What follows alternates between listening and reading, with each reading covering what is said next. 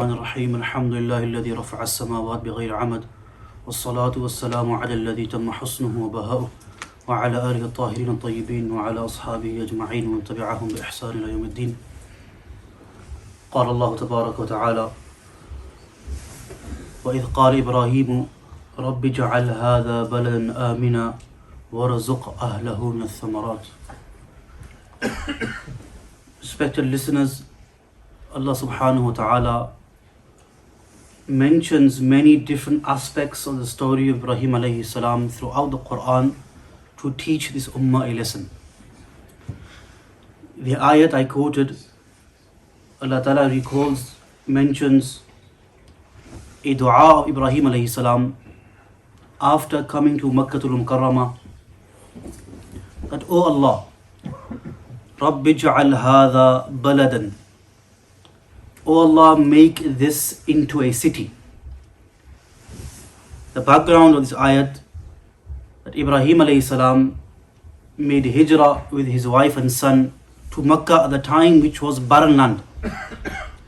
It was infertile, there was no agriculture, and because of this, Makkah at that time was not inhabited. So Ibrahim alayhi salam, the first dua he makes, Rabbi ja'al hadha baladan. O Allah, the place that I have migrated to with my family, with a wife and child, first of all dua I make, O Allah, make this into a city. So the first thing that we learn from this ayah is that the love of a father.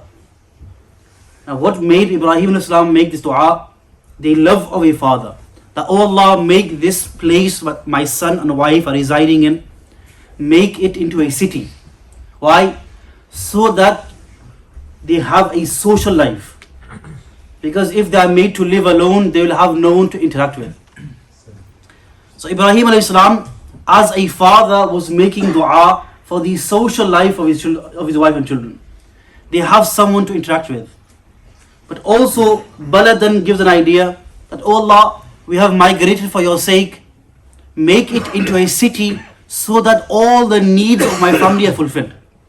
So when a place turns into a city, it has a market, a bazaar, and all the needs of the inhabitants of that place are fulfilled. So ulama mention that this shows, number one, the fatherly love of Ibrahim alayhi salam. And number two, that the love for one's family is not only natural but also a divine command. Because the Anbiya alayhimus salam, their du'as, their statements were all inspiration of Allah subhanahu wa ta'ala. So for Ibrahim alayhi salam to make dua for his family, for their social life, for their needs, shows it was not only based on fatherly love but also a command from Allah subhanahu wa ta'ala. The second dua Ibrahim alayhi salam makes, Amina, O Allah, make it a place of security, a place free of war. And we know that the Haram Sharif is known as a Haram because within which it's haram to kill someone, it's haram to even to pluck grass from the place. And the scholars differ, and you'll find this in Tafsir al-Tabari, Ibn Kathir, Imam Qurtubi, and many of the tafasir. The scholars have discussed, did Makkah become a place of haram after the dua of the Message of Ibrahim alayhi salam or before that? And there are certain hadith which show that Makkah became a haram since the day Allah Ta'ala created the heavens and the earth. So this was one dua of Ibrahim alayhi salam, the O Allah, make it a place of security. And then the next dua, وَرْزُقْ أَهْلَهُ مِنَ الثَّمَرَاتِ, the O Allah, grant its inhabitants sustenance. The question is, why did Ibrahim alayhi salam make these two du'as? For aman and rizq. Because whenever people inhabit a place, they have two main needs for them to inhabit that place. Now the vision of Ibrahim alayhi salam was that he wanted people to inhabit Makkah for a long time to come. So he makes dua, O Allah, there are two needs people have when residing in a city. Number one, security, and number two, sustenance. So these are the two du'as of Ibrahim alayhi salam for the people of that town. But I want to bring your attention to one part of this dua. Ibrahim alayhi salam makes dua, "Oh Allah, grant sustenance to the inhabitants of Makkah." He does not make dua, "Oh Allah, make the land of Makkah fertile. Make it a place of agriculture." Subhanallah.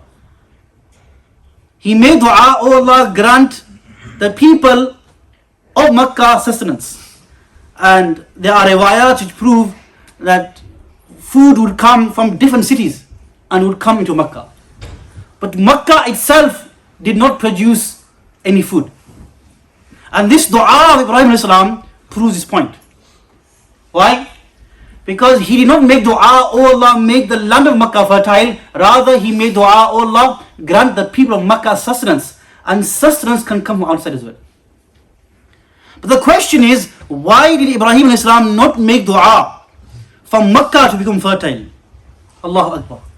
Ulama mentioned, it was because Ibrahim alayhi salam did not want his progeny to become engrossed in agriculture and forget the worship of Allah subhanahu wa ta'ala, which was their primary goal and maqsad in life. So I am presenting to you the vision of a father who was a Nabi. His vision for his children was not dunya, but his vision for his children was deen. And I want parents sitting here to have a look within ourselves at how far are we from this understanding, vision, mentality of Ibrahim alayhi salam. That we send our children to university, and there's nothing wrong with our children pursuing education. But at what expense? How many of us are able to find a balance between deen and dunya for our children? For example, the Messenger of Allah sallallahu alayhi wa sallam, he tells us to command our children to offer salah at the age of 7 and to admonish them if they are not praying at the age of 10. How many of us admonish our children, take away their console, refuse to allow them to go to football on the weekend if they have not completed their homework for school? But how many of us admonish our children at the age of 10 if they are not offering salah? My friends, because this is based on mindset. So yes, وَرْزُقْ أَهْلَهُ مِنَ الثَّمَرَاتِ shows that Ibrahim alayhi salam was concerned about the dunya of his progeny. If he was not concerned about their life and their dunya, he would not have made the dua, وَرْزُقْ أَهْلَهُ مِنَ الثَّمَرَاتِ. So he was concerned about their lives, but his primary concern was the deen of his children. So this should be our primary concern. وَآخِرُ دَعْوَانَا الْحَمْدُ لِلَّهِ رَبِّ الْعَالَمِينَ.